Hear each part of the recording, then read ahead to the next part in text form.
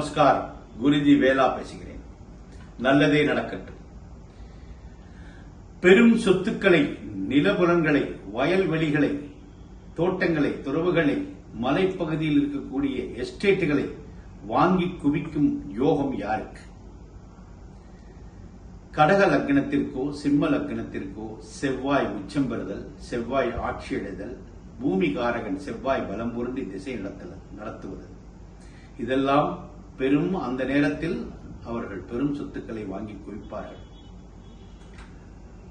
4ஆம் இடத்ததிபதி மிகப்பெரிய பெரிய பங்களிக்கிறது. 4ஆம் இடத்தில் செவ்வாய் இருந்து 12இல் இருக்கக்கூடிய குருவோ 10இல் இருக்கக்கூடிய குருவோ அந்த 4ஆம் இடத்தை பார்வை செய்தார்.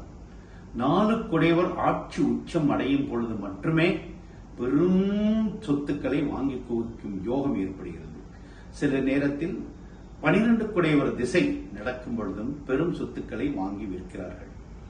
பட் இதுக்கு முக்கியமான பங்களிப்பு பூர்வ புண்ணிய பலம், 5 குடையவர் பலம் பொருந்தித்தல், தர்ம கர்மாதிபதி 9, 10 குடையவர் பலம் பொருந்தி இருத்தல், அவர்கள் திசை நடத்தல், லாபாதிபதி திசை நடத்துதல், 4ஆம் இடம் வலுவடையாமல், செவ்வாய் வலுவடையாமல், 4 குடையவர் உச்சம் பெறாமல் பெரும் சொத்துக்களை வாங்க முடியாது. இதுவே 10ஆம் இடம் சந்திரனாகவும் அல்லது மீனமாகவும் வந்திருந்தால் கடலோர பகுதிகளில் வயல்வெளிகளை வாங்கி குவிப்பதில் பெரும் பங்களிக்கிறது. ஜலராசி தொடர்புடையதாக இருந்தால் ஆற்றோர படுக்கையிலும் கடலோர படுக்கையிலும் இவர்கள் நிலத்தை வாங்கி குவிக்கிறார்கள். நமஸ்காரம்.